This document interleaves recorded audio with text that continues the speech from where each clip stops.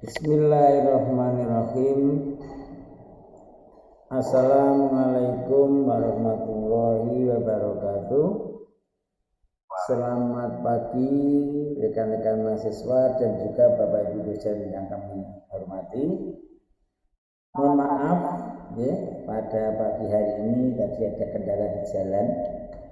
Terlalu pagi nyari bengkel agak sulit, jadi terpaksa telat. Tapi alhamdulillah meskipun telat kita masih dapat bertemu dalam pertemuan perkuliahan hybrid untuk mata kuliah teori organisasi.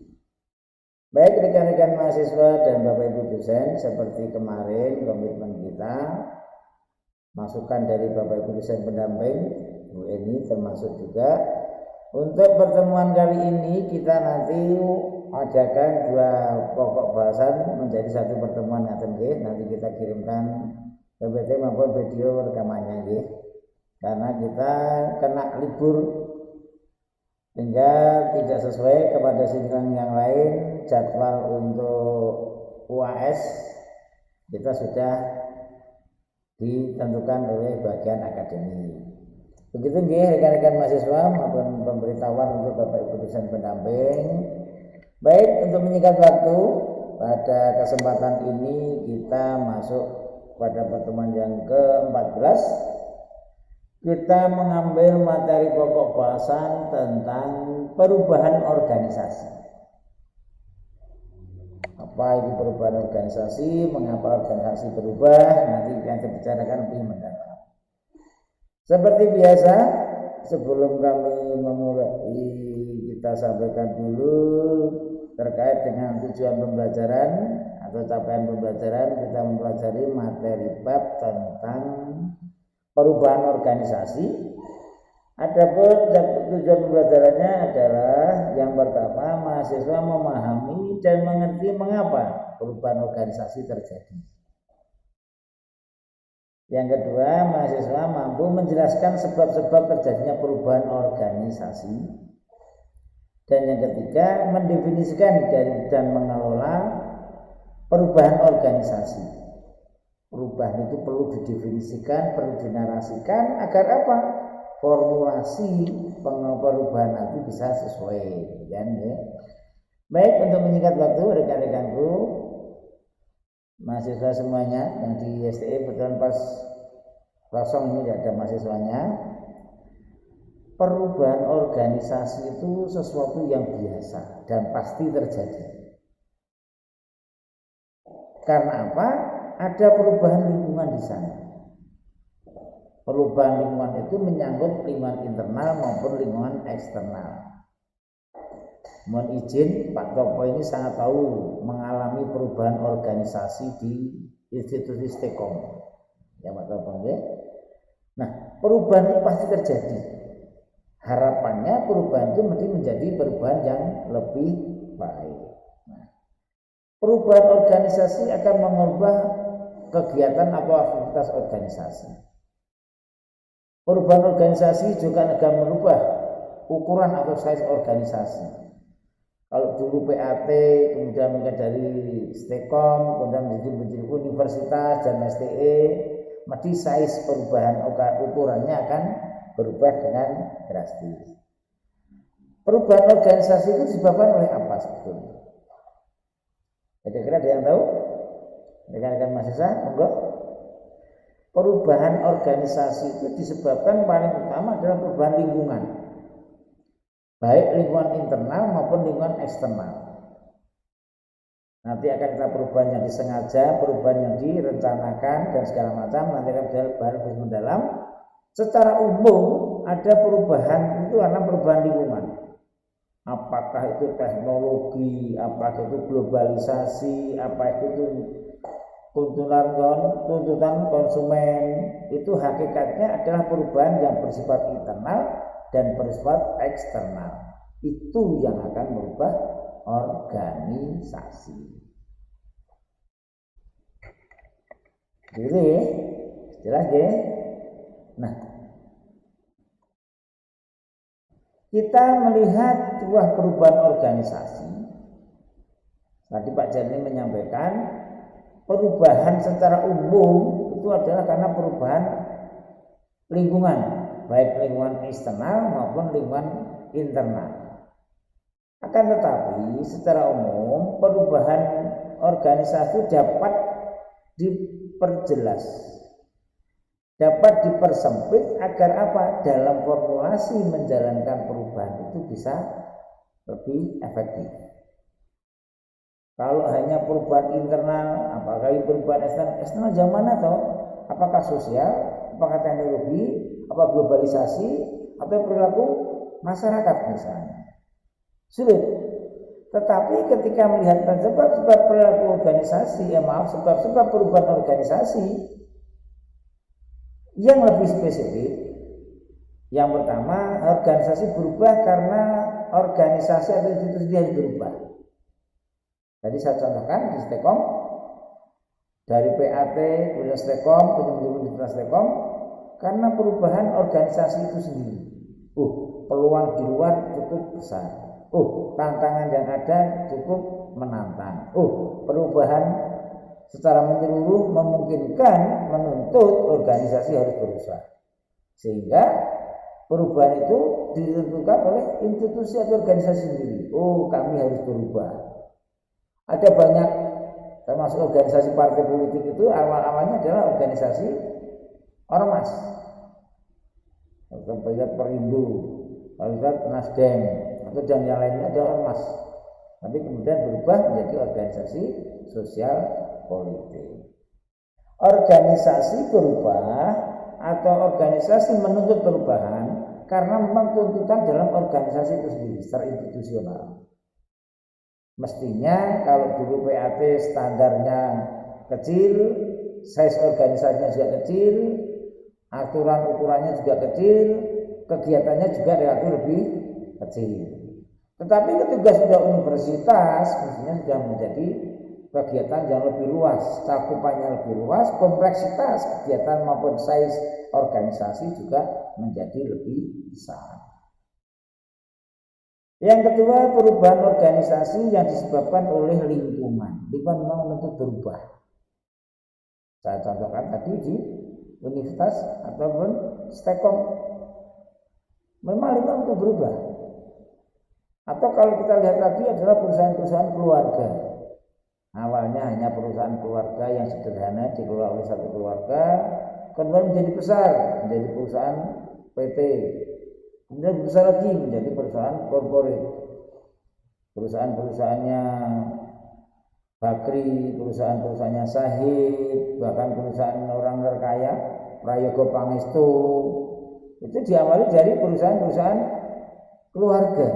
Tapi kemudian berkembang karena apa? Tuntutan lingkungan.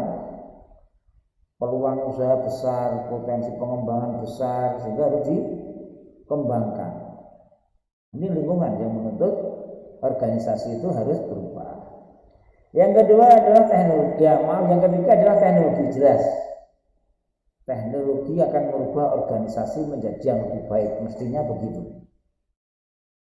Seperti di kita, dengan teknologi kita melakukan kuliah pada hari ini dengan hybrid. Mahasiswa yang ada di jauh, mahasiswa yang masih ada di rumah bisa mengikuti perkuliahan teori organisasinya Pak Jeremy. Akan berubah teknologi itu.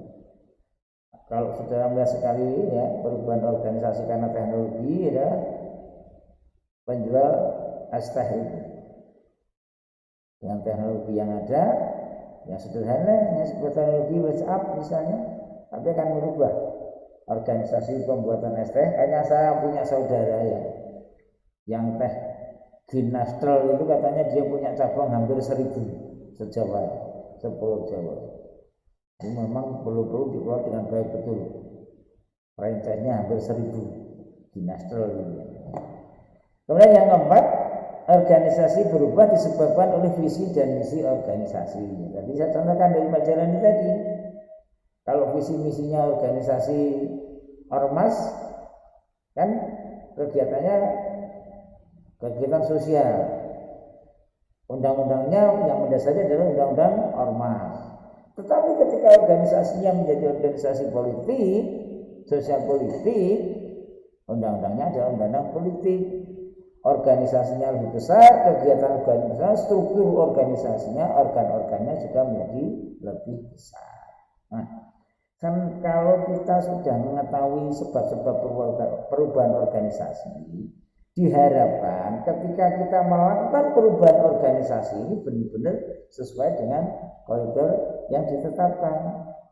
Mestinya organisasi berubah dalam rangka pengembangan yang lebih baik, untuk pengembangan yang lebih besar.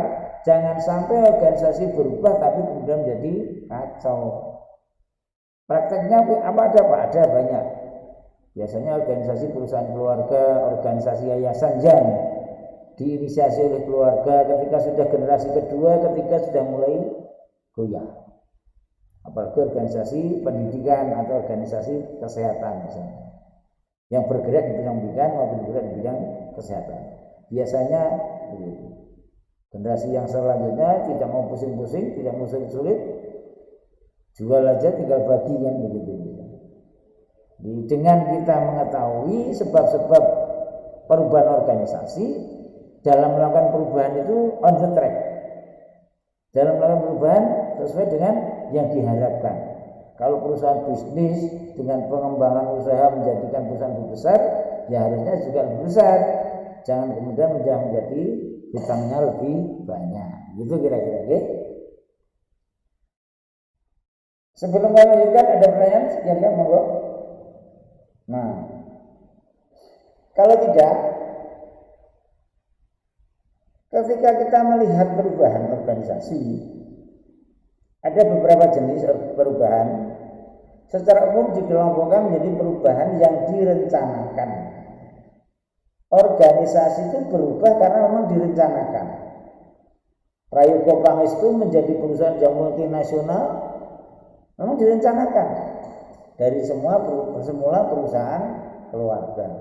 Bakri dari usaha rumah tangga dikembangkan memang direncanakan. Direncanakan untuk kepada perbaikan. Bakri Ciputra yang seharusnya perusahaan bisnis, tapi kemudian berkembang menjadi perusahaan-perusahaan yang mengelola dunia pendidikan. Ini perubahan yang direncanakan, yaitu perubahan organisasi yang memang direncanakan oleh organisasi untuk berubah. Yang kedua, perubahan struktural, perubahan yang direncanakan oleh struktur. Kalau pertama organisasinya masih tingkat LPK misalnya, strukturnya juga lebih sedikit, lebih simpel.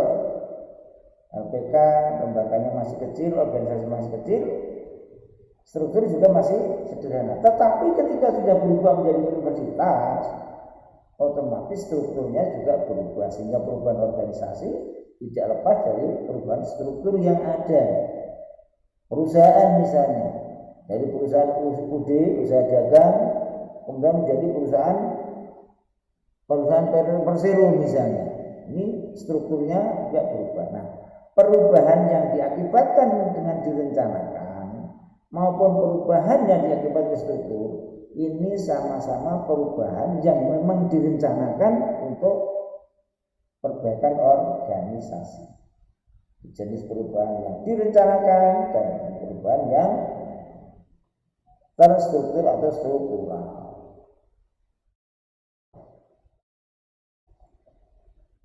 Sebelum kami lanjutkan, ada pertanyaan silakan monggo. Ada yang ada di cabang yang di Kartasura kosong ini. Sekarang kita bisa melihat kalau sudah mengetahui perubahan, sebab-sebab perubahan dan perubahan itu sesuatu yang biasa, yang wajar-wajar saja. Bagaimana kita melakukan langkah-langkah perubahan dalam satu organisasi? Langkah yang pertama melakukan perubahan adalah langkah memetakan sebab-sebab dilakukan perubahan. Ini penting sekali melakukan pemetaan. Apalah artinya kita mempelajari sebab-sebab perubahan kalau kita tidak mampu memetakan bagaimana tuntutan organisasi itu harus berubah. Peta ini akan sangat menentukan langkah-langkah selanjutnya. Peta akan sangat menentukan bagaimana perubahan organisasi itu berhasil atau tidak. Karena apa? Salah dalam memetakan peta, salah dalam melakukan peta masalah, akan juga salah dalam langkah dalam analisis. Wah, Pak Jelen ini mumet, pusing. Petanya pusing kan bermacam-macam. Ada influenza, pusing influenza, ya, sakit kepala. Ada pusing karena banyak masalah. Ada pusing karena nggak punya duit. Atau karena pusing nggak mengetahui harus bagaimana. Kalau salah dalam menentukan peta pusing tadi, langkah selanjutnya ada salah. Oh, Pak Jelen ini pusing nggak punya duit kok diberikan obat sakit kepala. Ya dibandingkan berapapun ya tidak berubah. Karena pusingnya karena tidak punya duit, gitu kan. Ketika memetakan masalah sudah oke, sudah sesuai analisis datanya. Oh, ternyata pusingnya Pak Jelen ini tidak punya duit. Bu ini Pak Jelen ini ada duit, mati, gitu kan. Sembuh langsung, gitu kan.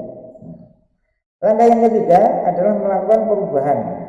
Kalau petanya benar, otomatis dalam menganalisa juga benar. Pak Jelani ternyata pusingnya tidak punya duit, oh dikasih duit ternyata sembuh.